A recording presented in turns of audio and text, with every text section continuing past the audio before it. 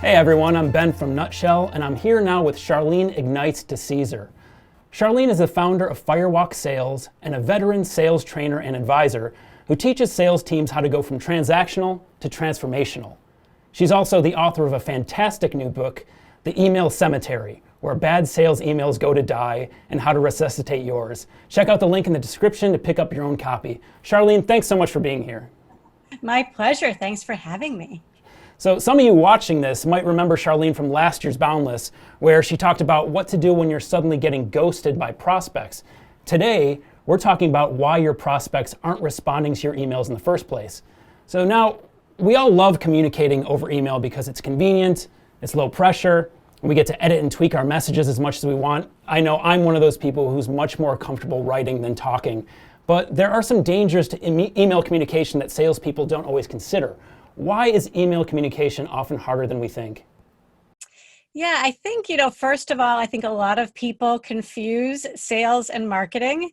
And even when I talk about the book and I'll say the word sales emails, and people automatically go to those marketing messages that are one-to-many. And really, the purpose of sales is to make a one-to-one connection. And sometimes that's a little intimidating, particularly if you don't know the person you're reaching out to very well, you haven't yet built that relationship, and perhaps you have a little bit of head trash about, reaching out to someone sort of cold.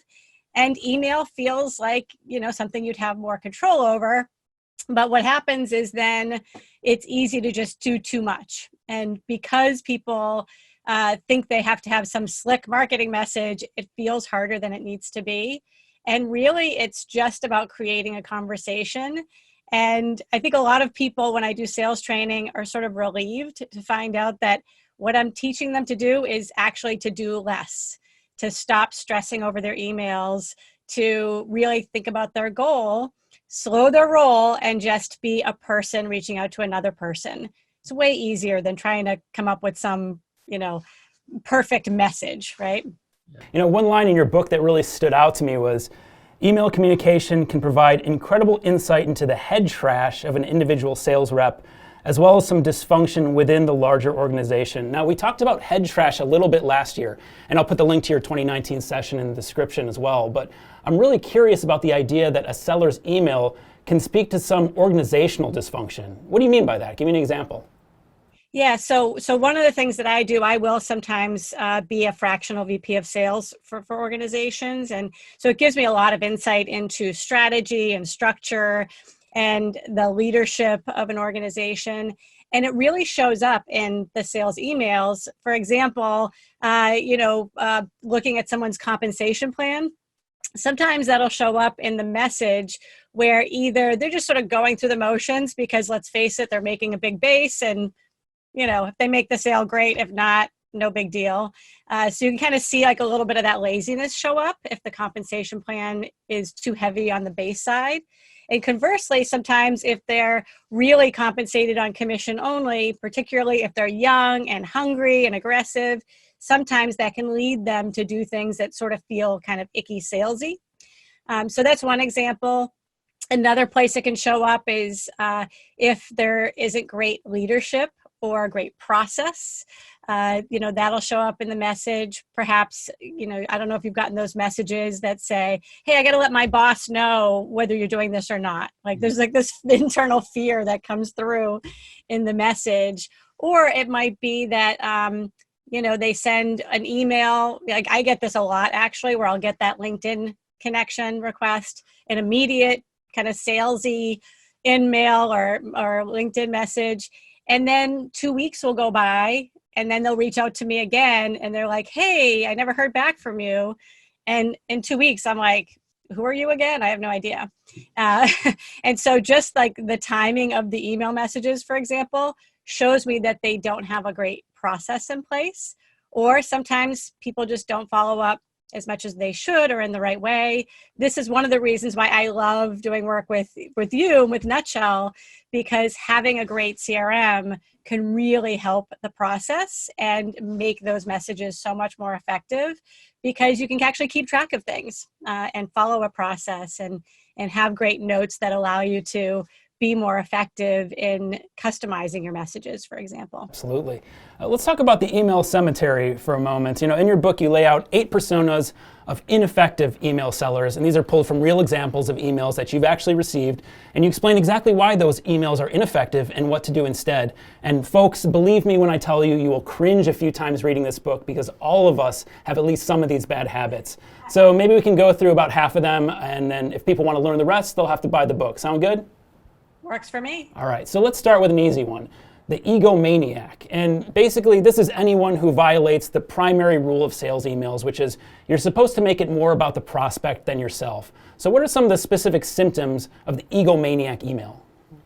Yeah, and this is one that I think in a weird way, the people who are the most generous and helpful and really want to share what they do with the world are often the most guilty of this. The good news is it's easy to fix. So for example, one of the primary symptoms is using the word I a lot, or other what I call ego words, we, my, the name of the company. There's lots of phrases like, I would love to, I would like to. Well, no kidding. You're the one selling. Of course you would like to have a meeting with me, right? The important thing is, why do I want to meet with you? And sort of flipping the script on that. It also shows up in the call to action. Often people will say, hey, let's meet. I'm available tomorrow. And, they'll throw out some time that's in, 24 hours from now. And all I can think when I get those messages is I'm booked for the next month, right? So right. If they're really thinking about who I am and targeting me and gearing that message towards me, they would probably suggest a different way of meeting and maybe a different timeline. Yeah, another symptom you mentioned in the book is something called testimonial abuse. So what is that and why is that a bad thing? Yeah, it's interesting. People often try to sort of build credibility by sharing lots of testimonials and quotes from impressive people. But it's kind of like if you went on a date with someone and they told you about all the models they had dated or, these famous people that they hung out with, you'd be thinking, well, I'm not a famous person or a model. What does that say for me? And so really it comes off as just a little braggy unless you can use, real references that will mean something to the people you're reaching out to. So a shared contact, or if you're using either a testimonial or a case study, use someone who is like the person you're reaching out to. You want them to see themselves in your examples instead of your most impressive client or most impressive case study. I think a lot of salespeople understand these things inherently, but they simply, they don't know how to write a sales email where their sentences don't start with I or we.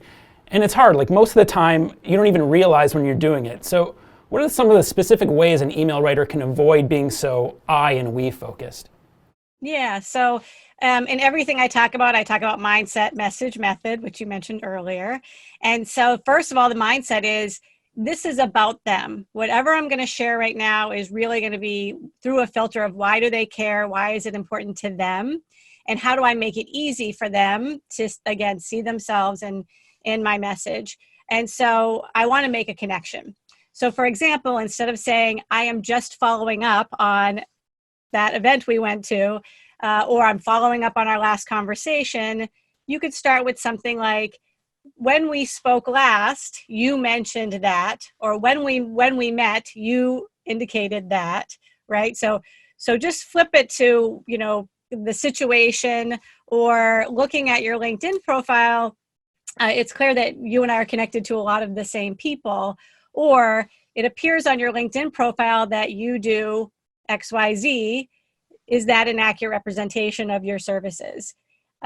Would you be open to a brief conversation so I can learn more about that and answer any questions you have about me? And then we'll mutually decide on next steps, if any.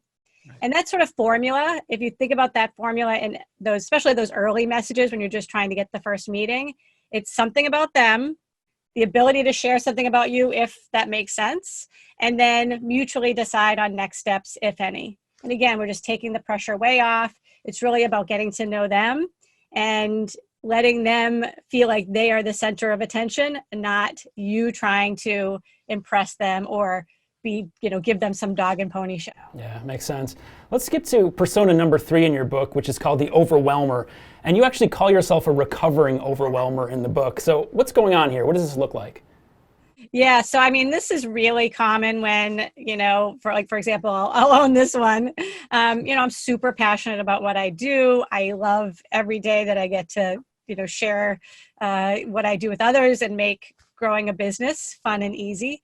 And so sometimes that can show up in my emails with too many exclamation points. You may have gotten some of these, hi, Ben, happy Monday, and, that energy will just come across.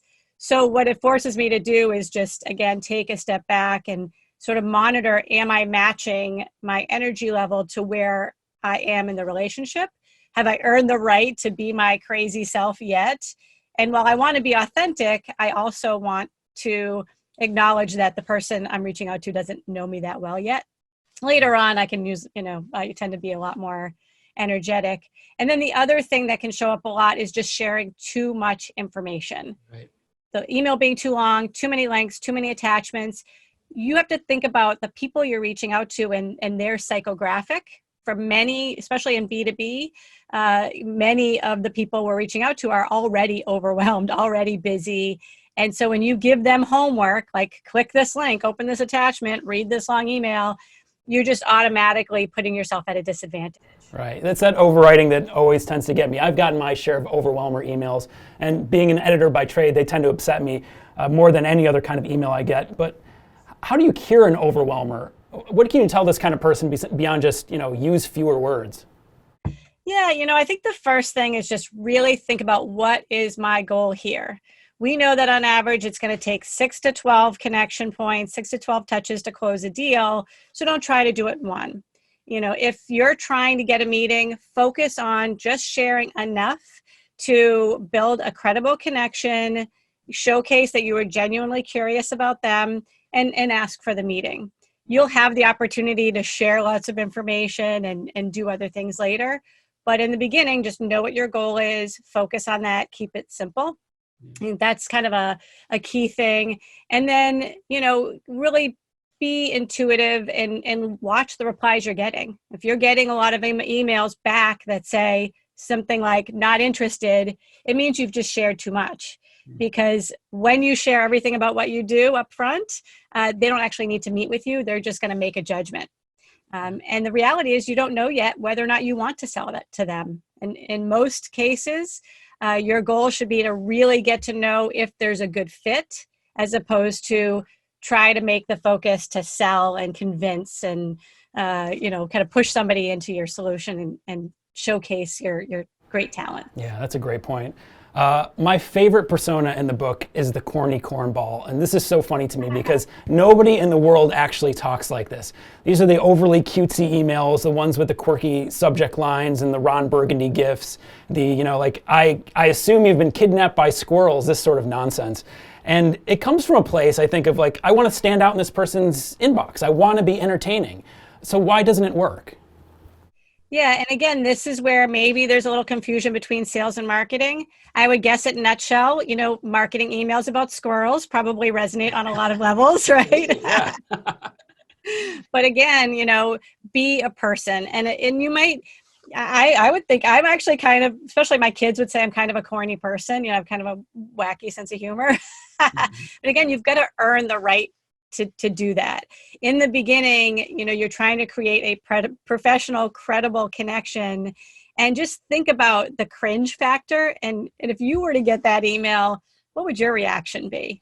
One of the examples I use in the book is, there's an old methodology around sending an email that says something like, have you been eaten by an alligator? Yeah. Or have you drowned in a vat of marshmallow is the example I use. And so, my advice for resuscitation on that is 2014 called and they want their email back.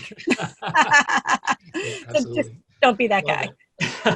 The last persona I want to talk about is number 7, the bridge burner.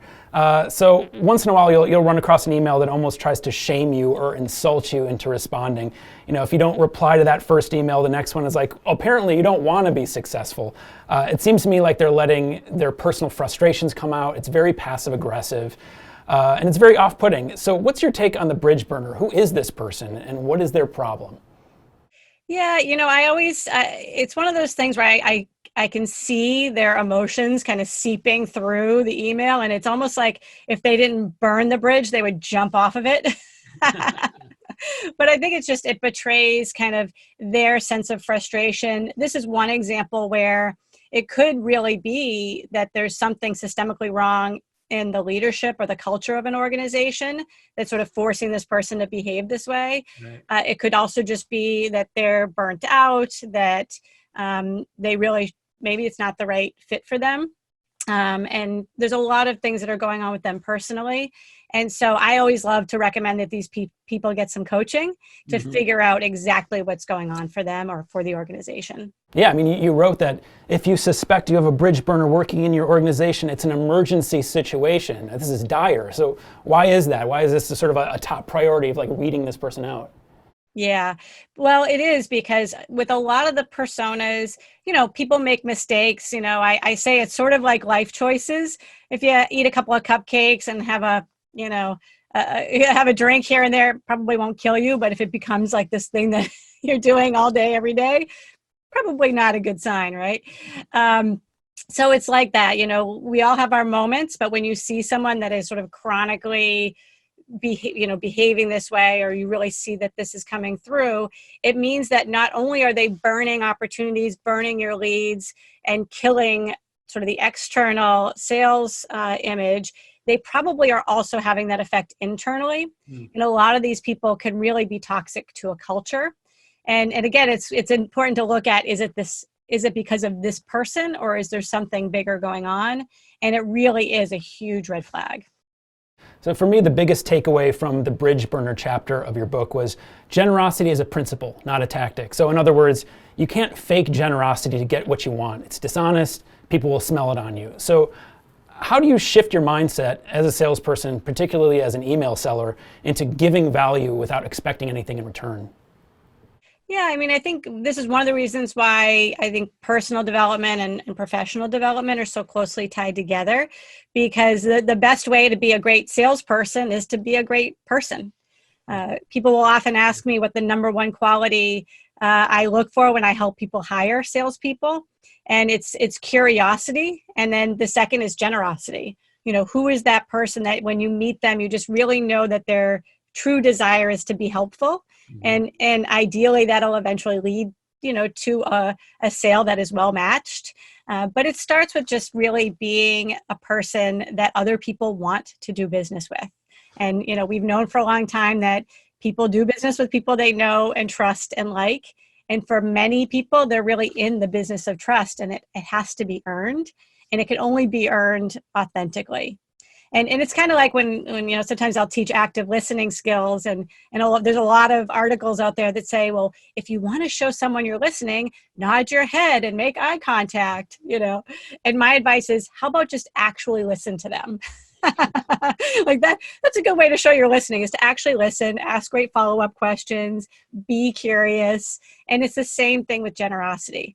Really live a life and approach a sale the same way, which is, I want to really make it about leaving the world better than the way I found it, and sharing with others and being helpful.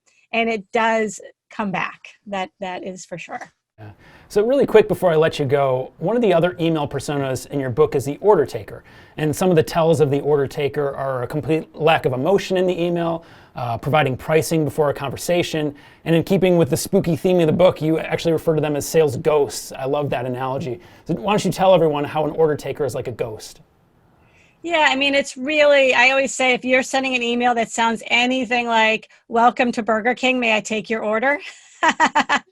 Then you're really wasting an opportunity, because what you're not doing is building a connection. And 95% of decisions happen in the subconscious. People buy based on emotion, then they justify with facts and logic. And so because of this, when you just send someone an email with a price and click here to buy, you're missing out on all of that. And it's such a wasted opportunity. And the reality is, if we could just send emails like that offer information and we actually don't need that person. You can automate that. You can set up your CRM or set up your marketing tools to just send a bunch of those emails every day. And you don't need to have a person behind there, because that person's not making an emotional connection. They're not trying to get to know the other person. There's no curiosity, no generosity. It really is just taking that order. And for most businesses that want to be more than just a vendor, that's not a good approach. And often, when companies are dealing with a lot of price objections, when they're getting a lot of people saying that's too expensive or it's not in the budget, often the order taking message is part of the problem. Well, thanks so much for your time, Charlene. We're huge Charlene Ignites fans at Nutshell, and everybody else needs to get on board. If people watching this want to learn more about you, where should they go? Yeah, I'm everywhere online at Charlene Ignites. So any social media platform. If they want to learn more about the book, they can go to emailcemetery.com, and that's a good place to get more details about that. And and I'm always happy to connect. I would say of all the platforms, LinkedIn is probably the best place to connect with me. And I'm always happy to have a helpful conversation. And if people have questions about their emails or they want me to take a look, I'm always happy to do that. And let you know if you're at risk of being a resident of the email cemetery. Well, wonderful. Thanks again, Charlene. And thanks to all of you for watching. Stay tuned for more good stuff from the Boundless 2020 After Show.